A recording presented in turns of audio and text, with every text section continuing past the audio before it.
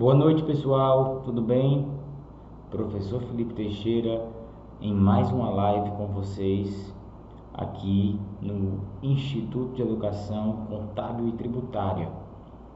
Live sendo transmitida pelas plataformas do Instagram e do YouTube. Vamos conectando todos nós para que a gente possa tratar hoje de um tributo que é o calcanhar de Aquiles, né, para muita gente, que é o ICMS. A ideia dessa live de hoje, minha gente, é para que a gente possa abordar, ficar mais por dentro de como os tribunais superiores, e aí eu me refiro ao Superior Tribunal de Justiça e ao STF, Supremo Tribunal Federal, vem encarando questões relacionadas ao ICMS, né, o Imposto sobre a Circulação de Mercadorias e Serviços. Agora, vejam que é lógico que não daria tempo de tratar todos os assuntos relacionados ao ICMS que estão atualmente sendo julgados e enfrentados nesses tribunais. Como o nosso tempo é muito curto, a gente está numa live, né? Eu vou tentar sintetizar aqui apenas 3 assuntos para vocês. 3 assuntos que estão em evidência, né? Alguns há mais tempo voltaram agora a ficar em evidência, outros realmente bem recentes, alguns casos que já foram julgados e outro que não foi julgado ainda pelos tribunais superiores, mas que despertam muito interesse nos contribuintes e evidentemente em quem os assessora, que são os advogados e os contadores, tá? Então fiquem atentos para que a gente possa fazer dessa live uma live bem proveitosa. Se você não segue ainda o Instituto em alguma dessas plataformas, né, Instagram ou YouTube, aproveita e vai lá no canal do Instituto, vai lá no perfil do Instituto no Instagram também e já segue a gente, tá? Se você não me segue ainda, vai no Instagram também e segue o prof.Felipe Teixeira, tá? Bom, vamos começar aqui, pessoal, por essa primeira questão relacionada ao ICMS nos tribunais superiores, que diz respeito ao ICMS nas transferências. Quando eu me refiro a transferência, eu quero dizer a movimentação de mercadoria, né, entre matriz e filial, filial e filial, filial para matriz, né, ou seja, nessas transferências dentro, né, de estabelecimentos do mesmo contribuinte. Esse assunto já é um assunto relativamente antigo, por não dizer batido, né? Mas ele foi recentemente enfrentado novamente pelo Supremo Tribunal Federal. É por isso que eu trouxe aqui para vocês nessa live de hoje. Vejam que desde 1996, né, já há muito tempo atrás, que o STJ já decidiu, né, inclusive sumulou o assunto, lançou uma súmula, que é a súmula 166, que eu estou mostrando aqui para vocês, que diz que não constitui fato gerador do ICMS o simples deslocamento de mercadoria de um para outro estabelecimento do mesmo contribuinte. Vejam que essa decisão, ela diz respeito às transferências entre estabelecimentos do mesmo contribuinte e nos diz que, nesse caso, não ocorreria o fato gerador do ICMS. Agora, por quê? Por que o Superior Tribunal de Justiça, ao editar essa súmula, previu isso, né? Porque ele entende que essa circulação de mercadorias, a qual a Constituição Federal se refere quando trata do ICMS, a qual o legislador, na Lei Complementar 87 de 96, a Lei Candir se refere, diz respeito à circulação jurídica, a circulação econômica da mercadoria. Nesse caso, quando uma matriz transfere um produto, uma mercadoria para sua filial, ou a filial transfere para a matriz, nós não estaríamos diante de uma circulação econômica, porque segundo os tribunais e a melhor doutrina, para que haja circulação econômica, é necessário que haja mudança de titularidade sobre aquela mercadoria. Nesse caso, quando se faz transferência, minha gente, nós não estamos diante de uma mudança de titularidade. A mercadoria está saindo do estabelecimento do contribuinte para outro estabelecimento do mesmo contribuinte. Então, em função da inexistência dessa circulação econômica, dessa circulação jurídica, não haveria, da mesma forma, o fato gerador do ICMS. Nós estaríamos, portanto, diante de um caso de não incidência de ICMS, tá? Como eu coloquei para vocês aqui no início da live, apesar desse tema ser relativamente antigo, ele foi recentemente enfrentado pelo Supremo Tribunal Federal. O STF ele reviu essa matéria, né, para determinar o seguinte, pessoal. Vejam que aqui já é a emenda desse recurso de agosto de 2020, tá? Já estou lendo aqui o recurso extraordinário que foi julgado agora não pelo STJ, e sim pelo Supremo Tribunal Federal. E a tese que se firmou, vale dizer, uma tese de repercussão geral, né? Então, ela deve ser observada aí pelos juízes de primeira e segunda instância. Essa tese deve ser observada porque julgada em sede de repercussão geral.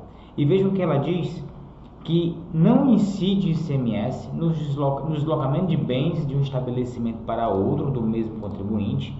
Agora, vejam que aqui o STF vai além, né? Ele trata da questão das transferências interestaduais, para nos dizer que nesse caso também, em sendo uma transferência de uma matriz em São Paulo, por exemplo, para uma filial em Santa Catarina, não haveria a incidência do ICMS, em função exatamente do que eu já falei para vocês, da inexistência de circulação econômica, né? Aqui o STF repete o que eu falei, a questão da transferência de titularidade, que nesse caso não ocorre, né? E ato de mercancia. Não há, nesse caso de uma transferência, nenhum ato de mercancia, nenhum ato econômico. É apenas, de fato, um mero deslocamento dessa mercadoria. Agora, é lógico que toda decisão, né, pode empolgar muita gente. Poxa, que bacana, não preciso mais destacar o ICMS, né, nas minhas operações de transferência, então não me debito desse tributo em caso de transferência entre estabelecimentos. Sim, essa premissa é verdadeira. Mas nós temos que tomar cuidado, pessoal, porque nem sempre o não destaque de ICMS nas transferências vai importar de fato em algum benefício para o contribuinte, tá? Isso em função, e eu coloquei aqui para vocês na apresentação, em função do que diz o artigo 155, parágrafo 2º, inciso 2 da Constituição, tá? E agora eu vou aqui abrir a Constituição para vocês, para que a gente veja exatamente isso. O artigo 155, tá? Que é o que trata do ICMS na Constituição Federal, ele nos diz o seguinte, que o ICMS atenderá às seguintes premissas. Primeiro, será não cumulativo, compensando-se o que for devido em cada operação relativa à circulação de mercadorias. Princípio da não cumulatividade constitucionalmente previsto, né? Eu tomo crédito de ICMS daquele valor que vem destacado na nota fiscal de aquisição. Agora, vejam o que diz o inciso 2º do parágrafo 2º, né? Nos casos de isenção ou não incidência, ele vai dizer qual é o efeito da não incidência para o ICMS. Vejam que, quando eu digo que nas transferências não há fato gerador do ICMS e que os tribunais eles chancelam essa tese, eu quero dizer que nas transferências não há incidência de ICMS. Então, se você faz uma transferência sem o destaque do tributo, com base nessa regra aí que foi chancelada, como nós vimos pelo STF, você vai estar praticando uma operação, realizando uma operação acobertada pela não incidência. E aí nós precisamos ter a real dimensão das consequências da não incidência. E está previsto na Constituição isso. Primeiro, a linha A nos diz que, em caso de não incidência, não haverá crédito para compensação nas operações seguintes. Isso nos parece até lógico. Se eu estou fazendo uma transferência da minha matriz para uma filial, mesmo que seja em outro estado da federação, se eu não destaco o ICMS, se eu estou caracterizando aquela operação como caso de não incidência de ICMS, é lógico que o estabelecimento que receber aquela mercadoria por transferência não vai poder compensar esse crédito, não vai poder se utilizar desse crédito. Até porque eu não destaquei nada, então não tem crédito de ICMS, tá? Agora, vejam o que diz a linha B, e é para isso que eu quero chamar a atenção, né? A linha B diz que, em caso de não incidência, haverá a anulação do crédito relativo às operações anteriores. O que a Constituição nos diz? Que não há crédito sem débito subsequente. Ou seja, se eu estou realizando uma operação sem a incidência do ICMS, eu vou ter que fazer o estorno relativo àquela saída que eu pratiquei. Lógico, pessoal, que seria praticamente, se não impossível, controlar exatamente a qual crédito se refere àquela saída que eu dei, né? Como é que eu vou estornar exatamente aquela mesma operação? Fica muito difícil. Então, o que na verdade as legislações dos estados mandam é que se faça um estorno proporcional do crédito. Em que sentido? Ora, se você, em todas as suas operações de saída, se 50% dessas operações, por exemplo, forem acobertadas pela isenção ou não incidência, isso significa dizer que 50% do crédito tem que ser estornado. Eu estou chamando a atenção para isso porque, se você opta por fazer essas transferências sem um destaque do ICMS, tá? Você vai ter que fazer o estorno proporcional dos créditos daquele contribuinte, evidentemente, proporcionalmente às saídas não tributadas, saídas acobertadas por isenção ou não incidência, que é o caso das transferências. Isso é importante, né, que a gente trate, para que a gente analise, faça conta, né, de que se realmente vale a pena ou não deixar de destacar aquele ICMS nas transferências. Lógico, também tem casos de contribuinte que não quer crédito, que não se importa com crédito, que não precisa do crédito, e aí, nesse caso, você não teria que se preocupar com a não incidência nas transferências. Então, cada caso é um caso. Eu estou chamando a atenção para isso porque muitas vezes, né, a gente vê contribuinte querendo pedir a restituição do ICMS nessas operações de transferência, restituição no passado, né, dessas operações nas quais ele fez transferência de mercadoria e destacou o ICMS. Poxa, agora eu posso pedir a restituição, né? Veja bem se vai ser vantajoso pedir essa restituição com base nessa regra aqui do estorno proporcional, né? De ter que fazer o estorno proporcional.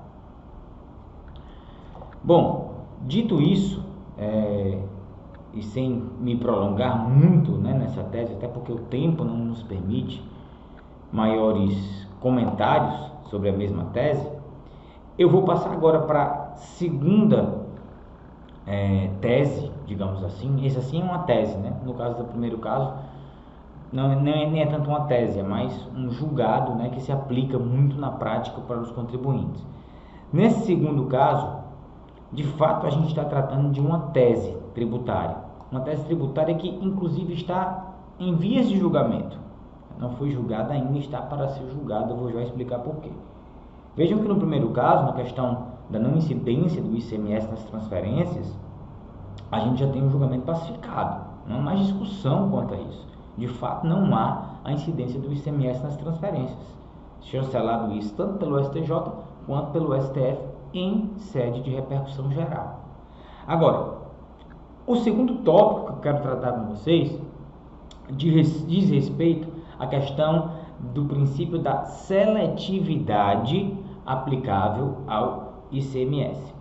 Para isso, eu quero voltar aqui na Constituição novamente, já que ela está aberta, no mesmo artigo 155, parágrafo 2º, inciso 3. Vejam que a Constituição diz que o STF, que o ICMS poderá ser seletivo em função da essencialidade das mercadorias e dos serviços. Com isso, vejam que também foi prevista essa seletividade para o IPI, né, que é outro tributo, mas no caso do IPI, o Constituinte diz deverá ser seletivo. Obriga a questão da seletividade para o IPI. No caso do ICMS, a Constituição fala em poderá ser seletivo. O que quer dizer que os estados podem escolher alguns produtos para que sobre eles apliquem alíquotas diferenciadas, alíquotas seletivas, tá?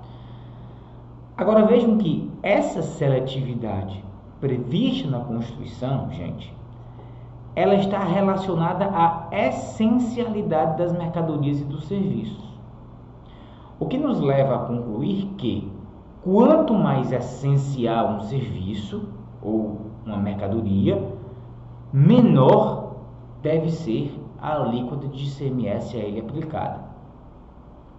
Com base nisso, alguns contribuintes foram até o judiciário para dizer o seguinte: olha, em relação aos serviços de energia elétrica, o ICMS incidente sobre a energia elétrica e o serviço de telecomunicação, os serviços de telecomunicação são um dos serviços alcançados pela hipótese de incidência do ICMS. Então, em relação ao ICMS incidente na energia elétrica e o ICMS incidente no serviço de telecomunicação, eu discordo, eu contribuinte, das alíquotas que hoje estão sendo aplicadas pelo meu estado. O leading case, o caso que levou a essa discussão ao STF, começou lá em Santa Catarina, né, no Poder Judiciário Estadual de Santa Catarina. As lojas americanas foram reclamar lá para o judiciário que, olha, eu estou pagando uma alíquota de 25% sobre a energia elétrica e estou pagando uma alíquota de 25% também sobre os serviços de telecomunicação. A cobrança do ICMS nesse patamar de alíquota de 25% sobre esses dois institutos, né, energia elétrica e serviço de telecomunicação, está destoando essa cobrança do que diz a Constituição Federal. A Constituição Federal diz que o ICMS poderá ser seletivo de acordo com a essencialidade da mercadoria e do serviço. Agora veja, não faz sentido que sobre uma caneta, por exemplo, eu tenha que pagar 17% ou 18% de ICMS, a depender da alíquota modal e do estado, e sobre a energia elétrica, sobre o serviço de telecomunicação, o contribuinte seja obrigado a pagar uma alíquota de 25%.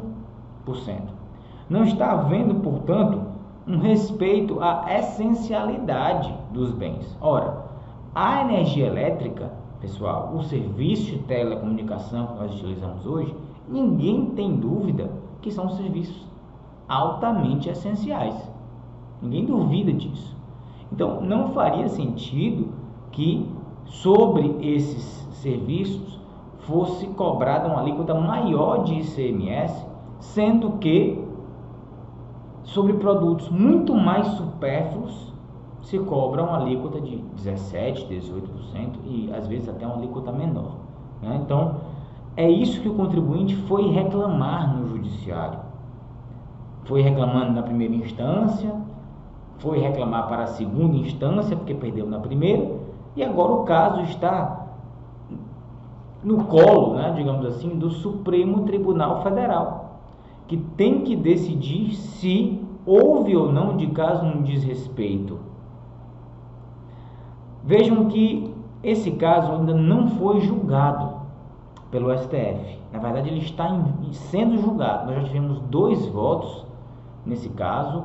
O ministro relator, que é o ministro Marco Aurélio Mello, ele votou pela inconstitucionalidade dessa alíquota de 25%. né, para determinar que a alíquota, tanto da energia elétrica quanto os serviços de telecomunicação, voltem para o patamar de alíquota modal, 17 ou 18, a depender do estado. Lembrando que aqui a gente está tratando de um caso de Santa Catarina, mas que, caso o STF julgue a favor do contribuinte, vai ser aplicável a todos os contribuintes do Brasil inteiro. Tem muita gente já discutindo isso na justiça, né? A questão da essencialidade, do princípio da seletividade nessa alíquota.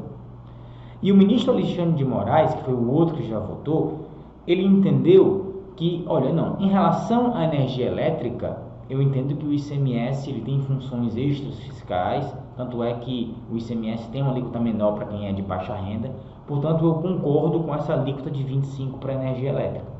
Mas para o serviço de telecomunicação, não. O Estado estabeleceu essa alíquota de 25% sem nenhum critério, portanto ela é inconstitucional. Vejam que está, para a energia elétrica, né, 2 votos a favor do contribuinte. E para reduzir a alíquota em relação ao serviço de telecomunicação, nós temos um empate de 1-1.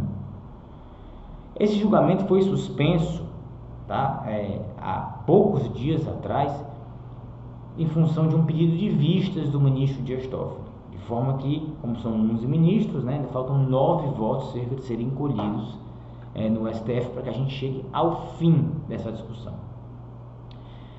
Pessoal, se os estados perderem essa discussão, se ficar realmente definido que o contribuinte tem direito à restituição, né, dessa diferença da alíquota de 25 para 18 para 17, em função da essencialidade da energia elétrica e da essencialidade do serviço de telecomunicação, os estados vão ter um prejuízo enorme, né?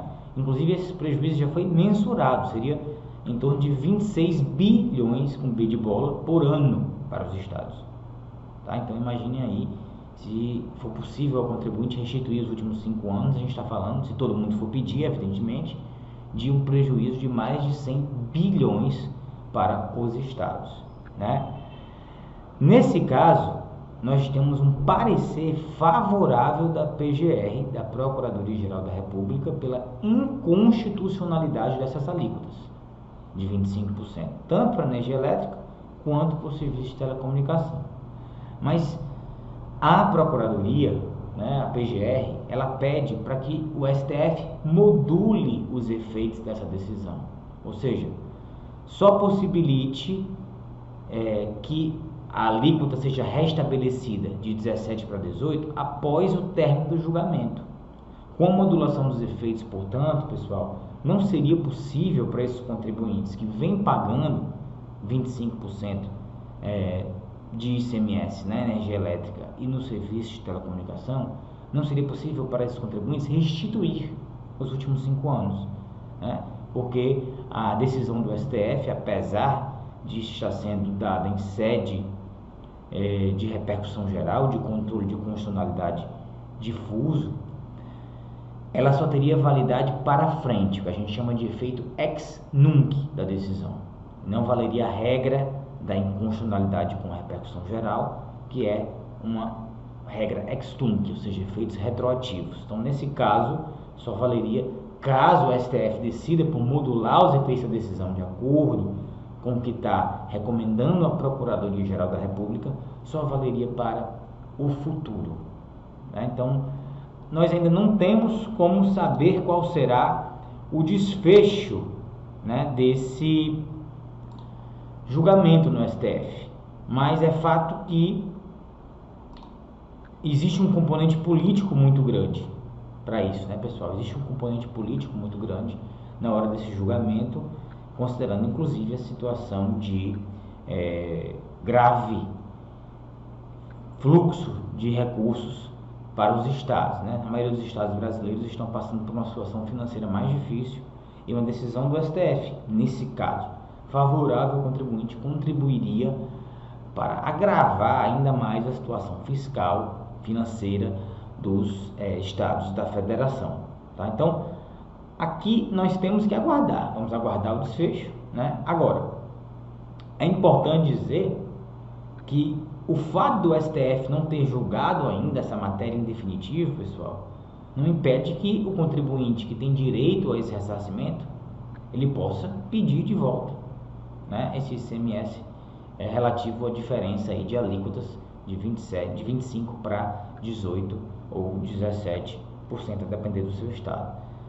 Você pode até pensar, olha, na verdade eu não pago 25%, eu pago 27% na minha conta, né? Na verdade, de ICMS, pessoal, é 25%. Esses outros 2%, né, é o chamado FECOP, né? Um recolhimento se faz para o Fundo de Combate à Pobreza aí dos estados.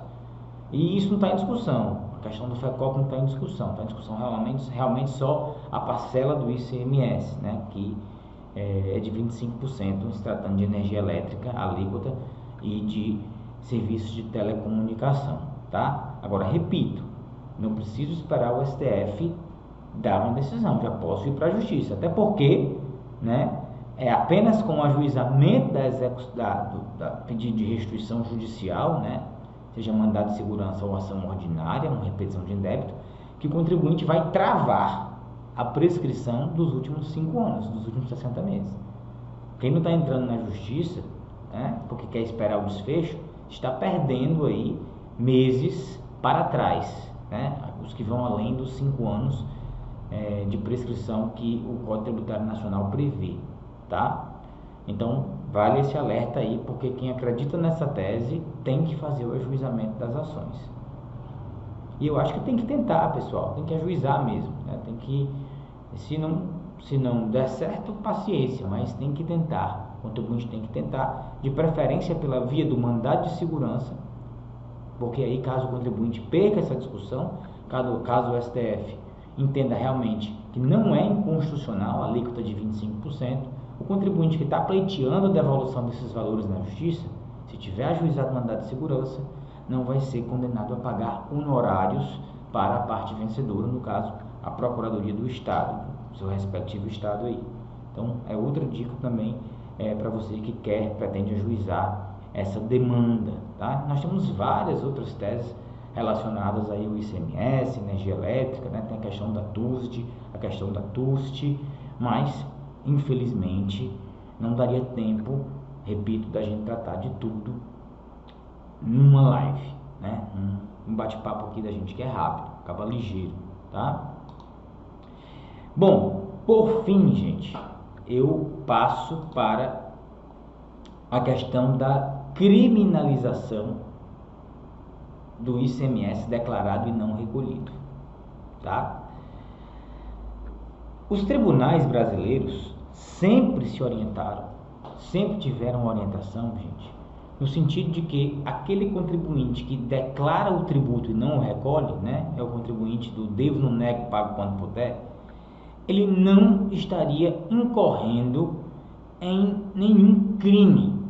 Ele não estaria, portanto, dentro das hipóteses da Lei 8.137 de 90, que é a lei que regula os crimes contra a ordem tributária no Brasil. Nesse caso, esse entendimento era pacífico, né, até pouco tempo atrás, o que a gente estaria diante de uma mera ausência de recolhimento, que não ocasionaria uma responsabilidade criminal do empresário, né?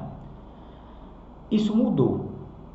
Primeiro veio uma alteração de entendimento do STJ em relação ao ICMS, para dizer o seguinte: olha, no caso do ICMS, uma empresa, quando vende a mercadoria e dentro dessa mercadoria está embutido o ICMS, a empresa, quando vende a mercadoria, o ICMS já está embutido no preço. Então, o consumidor, quando paga por essa mercadoria, ele já está pagando o valor da mercadoria mais o ICMS, né? O empresário recebe as duas coisas. E nesse caso, esse ICMS que foi recebido pelo empresário, porque já estava embutido no preço da sua mercadoria ou do serviço, dependendo do caso, ele não é mais um dinheiro do empresário. Ele é um trânsito ali contábil, né? Mas ele não é do empresário, ele é do Estado. E esse empresário tem a obrigação legal de repassar esse valor para o fisco estadual, para o Estado. Lógico, ele cobrou o ICMS, recebeu pelo ICMS e agora tem que passar para o Estado. Construiu-se uma tese nos tribunais que foi aceita pelo STJ, no sentido de que o contribuinte que faz isso, pessoal, declara o ICMS, recebe esse ICMS, portanto, recebeu esse ICMS, portanto, e não repassa para o fisco, ele estaria incorrendo um crime contra a ordem tributária. Não um crime de supressão de tributo. Ele não está escondendo, né, gente? O ato do empresário, aí, nesse caso do contribuinte, não é esconder a ocorrência do fato gerador. Pelo contrário, ele está declarando que deve ICMS, que vendeu e que naquele preço de venda estava embutido o ICMS. Não há a figura da supressão de tributo. O que há, contudo, segundo os tribunais, pessoal, é uma apropriação indébita previdenciária. Desculpa, uma apropriação indébita de tributos, não é previdenciária, gente, é de ICMS, tá? Por quê? Porque o artigo 2º da Lei 8.137, né, ele diz que também constitui crime contra a ordem tributária deixar de recolher valor de tributo ou de contribuição social descontado ou cobrado. Então, vejam que nesse caso o ICMS ele foi cobrado do consumidor final e não foi recolhido. E, portanto, nesse caso, gente, de ICMS, atenção, declarado e não pago, nós teríamos aí uma conduta criminosa, tá? O contribuinte hoje que declara o ICMS naquela determinada competência e não recolhe, ele está incorrendo em crime, tá? Por mais que você não concorde com esse entendimento do STJ, tá? Ele foi ratificado, confirmado pelo STF. O recurso é habeas corpus 163334, né? No qual o STF confirma a posição lá do STJ e diz, olha, realmente, aquele contribuinte que declara o ICMS e não recolhe está praticando um ato, está incidindo em um ato criminoso de acordo com a Lei 8.137 de 90. Agora, vejam que o STF, o relator desse habeas corpus aqui, foi o ministro Luiz Roberto Barroso. E o ministro Luiz Roberto Barroso, ele diz o seguinte, olha, para que haja de fato a criminalização desse empresário que declara e não recolhe o ICMS, é necessário a presença de 2 requisitos. Primeiro, ele tem que ter feito isso com dolo, má intenção, né? E o segundo requisito é a chamada contumácia. Ou seja, ele tem que ter o costume de fazer aquilo, né? Ele tem que ter o costume de declarar e não recolher o ICMS. Eu vou abrir aqui o trecho do decisão do STF, tá? Que diz exatamente isso, tá? Esse recurso em habeas corpus 163334, que diz que impõe-se uma interpretação restritiva de modo que, vejam bem, somente se considera criminosa a inadimplência sistemática, quanto mais, tá? O verdadeiro modus operandi do empresário, seja para enriquecimento ilícito, seja para lesar a concorrência ou financiar as próprias atividades. Então vejam, ao estabelecer esses 2 requisitos, o requisito da contumácia, ou seja, tem que ser uma inadimplência sistemática, e a estabelecer o requisito do dolo, da má intenção, o STF ele restringe um pouco, né, os casos em que o contribuinte que declara o ICMS e não recolhe vai poder ser criminalizado. No que diz respeito ao dolo, gente, ficou claro na decisão do STF que precisa ficar provado, e quem tem que fazer essa prova é o fisco, de que o empresário estava declarando aquele ICMS, não recolhia e colocava no bolso, né? Queria financiar as próprias atividades, queria realmente colocar o dinheiro do tributo no bolso, tá? Aquele contribuinte que deixou de pagar o ICMS que havia declarado por questões de dificuldade financeira, acontece muito isso na prática, gente. Na hora de uma crise financeira, o empresário ele prefere sacrificar o tributo mesmo declarando, deixa de pagar para pagar outras coisas, pagar fornecedor, pagar folha de salários, né? Então, se o empresário consegue provar isso, olha, realmente eu deixei de pagar esse ICMS que eu havia declarado, mas esse valor aqui do ICMS eu usei para pagar a folha de salários, eu usei para pagar meus fornecedores, porque senão a empresa ela ia à bancarrota, ela ia quebrar, né? Então o STF entende que nesse caso do contribuinte que não teve dolo, né, que não pegou o dinheiro para uso próprio, né, para fazer uso e enriquecer com aquele dinheiro, não haveria conduta criminosa. O problema aqui, pessoal, no julgamento do STF, ficou em relação à questão da contumácia. Porque o STF, quando decidiu isso aqui, ele não disse o que era contumaz. Ou seja, olha, contumaz, o devedor costumeiro é aquele que atrasa 3 meses, aquele que atrasa 6 meses, aquele que atrasa 1 ano de ICMS. O STF deixou isso em aberto, que dificulta, né, para a gente que opera o direito e dá consultoria, dá assessoria a empresas, a empresários, para dizer para ele, olha, se deixar de recolher um mês não é crime, se deixar de recolher 2 não é crime, né? E aí, lógico, gente, que o que vai acabar nos guiando são outros precedentes, que não esse do STF.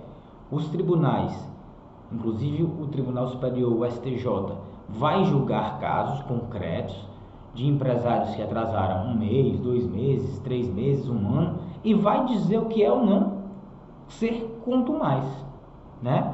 Eu trouxe aqui para vocês um recurso que foi julgado muito recentemente no STJ, um RESP, né, recurso especial, 1852129. E nesse caso concreto analisado pelo tribunal, minha gente, o empresário, ele havia deixado de recolher o ICMS por 4 meses. 4 meses. E o tribunal, ao julgar, né, um habeas corpus para esse empresário, disse o seguinte: vejam aqui destacado, a ausência do recolhimento do ICMS declarado consubstanciou um evento isolado na gestão da empresa, pois perdurou por um pequeno período de tempo, 4 meses.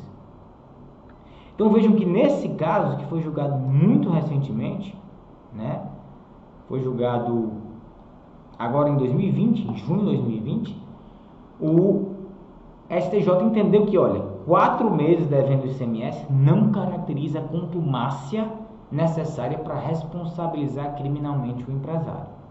Mas vejam, pessoal, vai ser caso a caso, né? Vai ser caso a caso. A gente pode dizer que com 6 meses ainda não tem contumácia? Talvez seja algo seguro de se dizer. Mas a partir do 7º mês, devendo o ICMS declarado não recolhido, a gente já pode estar fazendo com que esse empresário esteja incorrendo, sim, numa conduta criminosa, né? A gente não, é ele que está cometendo o crime. Mas o nosso papel é orientar, é ter esse conhecimento, né, acerca da criminalização do não recolhimento do ICMS, exatamente para que os contribuintes que são assistidos por nós não caiam de forma desavisada nisso aqui, de forma desavisada nessa regra, tá? Então, cabe a você prevenir os contribuintes no sentido de que foi-se o tempo em que tributo declarado e não pago não gerava responsabilização criminal. Lembrando, gente, o que o STF julgou foi o ICMS, foi a questão do ICMS declarado e não pago, tá? E aí você pode até pensar que essa regra também se aplica aos outros tributos de natureza indireta, né? Os tributos indiretos, como por exemplo o IPI, mas nós não temos ainda nenhuma manifestação nesse sentido dos tribunais, caracterizando isso também como, dos tribunais superiores, caracterizando isso como crime, tá? Outro tributo que não seja o ICMS. É importante estar por dentro desses assuntos para que a gente possa. Vejam, né? No terceiro caso que a gente analisou hoje, a gente está tratando de questão criminal, que importa muito para o empresário. Na verdade, a questão da liberdade, ela vem muito antes da questão patrimonial, né? E aí nós também analisamos esses 2 casos, né, que foram julgados e o outro está sendo julgado pelo STF, que é a questão do ICMS nas transferências, a questão da não incidência e as consequências para quem quiser fazer isso, essas transferências sem incidência do ICMS, e também analisamos uma possibilidade de recuperação de crédito, que diz respeito ao ICMS incidente na conta de energia elétrica e nos serviços de telecomunicação. Tá? Vejam que a nossa análise ela foi voltada para vários nichos, né, relacionados ao ICMS. Mas o fato é que, repito, a gente não teria tempo de tratar sobre tudo, né? Nós já vamos chegando aqui em 50 minutos de live. Eu espero que vocês tenham aproveitado esse conteúdo, que ele faça diferença na vida profissional de vocês, tá? Estejam atentos aos detalhes, repito, e vamos ver como é que se desenrola aqui esse julgamento do STF em relação ao ICMS na conta de energia elétrica e nos serviços de telecomunicação. Se você gostou desse tema, tá? Comenta aí, deixe seu comentário aí embaixo, para que em uma próxima live eu possa trazer outros assuntos relacionados ao ICMS que estão em discussão ou que foram recentemente discutidos pelos tribunais superiores. Tá? Continua seguindo a gente, continua assistindo às lives e logo logo eu venho conversar com vocês de novo. Pessoal, boa noite a todos vocês, bom resto de semana, né? E bom fim de semana. Logo logo a gente se vê. Um abraço.